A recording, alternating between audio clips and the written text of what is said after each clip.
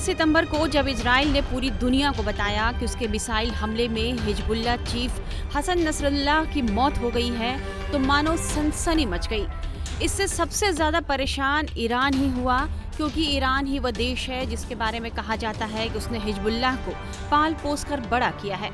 ऐसे में हिजबुल्लाह प्रमुख की मौत ईरान के लिए एक बड़ा झटका माना जा रहा है, और इसका नतीजा तब देखने को मिला जब 1 अक्टूबर की रात ईरान ने बदले की कार्रवाई करते हुए इजराइल पर सैकड़ों मिसाइलों से हमला कर दिया। हिजबुल्लाह चीफ हसन नसरुल्लाह की मौत ने पश्चिम एशिया के तनाव को चरम पर पहुंचा दिया है और पूरी दुनिया तीसरे विश्व युद्ध की आशंका से सहम सी गई है।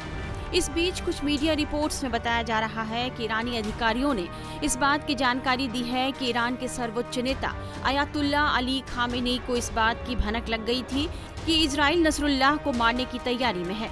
रिपोर्ट्स के मुताबिक खामेनी ने इजराइल के हमले में हिजबुल्लाह नेता सैयद हसन नसरुल्लाह के मारे जाने से कुछ दिन पहले ही उसे लेबनान से भाग जाने की चेतावनी दी थी। हालांकि बताया जा रहा है कि नसरुल्लाह ने खामेनी की चेतावनी को नजरअंदाज किया और इजराइल ने बेरूत में मिसाइल हमले से उसकी जान ले ली। मीडिया रिपोर्ट्स के मुताबिक एक वरिष्ठ ईरानी अधिकारी के हवाले से बताया जा रहा है कि 17 सितंबर को जब इजराइल ने हिजबुल्लाह पर पेजर हमले किए तो खामेनी तुरंत भाग गए थे कि इजराइल का अगला कदम क्या होने वाला है। इसके तुरंत बाद खामेनी ने एक दूत के साथ नसरुल्लाह को ईरान छोड़ने के लिए अनुरोध करते हुए एक संदेश भी भेजा। इसमें खुफिया रिपोर्टों का हवाला दिया गया था, जिसमें कहा गया कि इजराइल के हिजबुल्लाह के भीतर गुर्गों का पता लगा है और वे उन्हें मारने की योजना बना रहे हैं।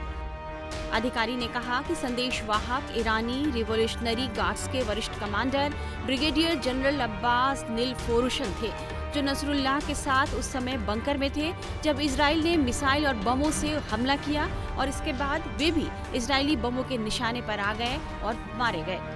अब खामेनी ने ईरान के वरिष्ठ सरकारी अधिकारियों में इजराइल के घुसपैठ को लेकर चिंता जताई है। वहीं अधिकारियों को खामेनी की सुरक्षा की भी चिंता है और नसरुल्लाह की मौत के बाद से ही उन्हें सुरक्षित ठिकाने पर छुपा दिया गया है। एक वरिष्ठ ईरानी अधिकारी ने बताया है कि खामेनी 28 सितंबर से ईरान के अंदर एक सुरक्षित स्थान पर रह रहे हैं।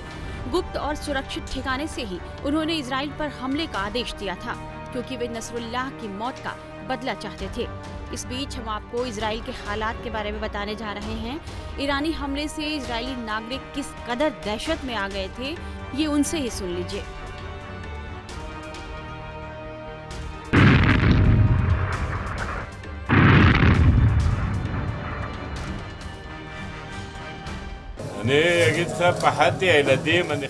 सच कहूँ तो मैं डरा हुआ था, मेरे बच्चे और उनके बच्चे। जब हर बार मैं उन्हें देखता वो बहुत डरावना था, लेकिन ईश्वर का शुक्र है, ये सब इस सृष्टि के रचयिता का चमत्कार है। हम बंकरों में थे, हम इजराइल के सभी लोगों के लिए दुआ मांग रहे थे।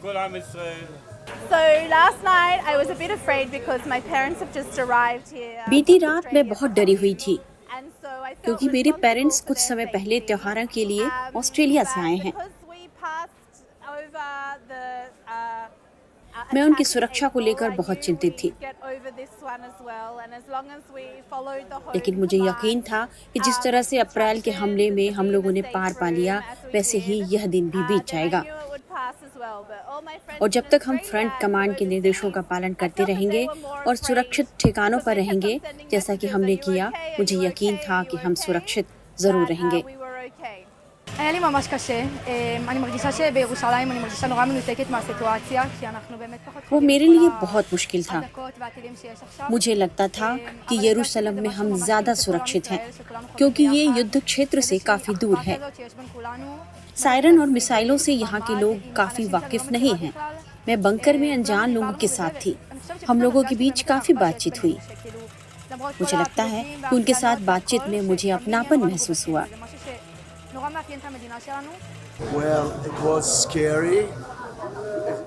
निश्चित तौर पर वो डरावना था, खास तौर पर बच्चे रोने लगे थे, लेकिन वो बीत गया।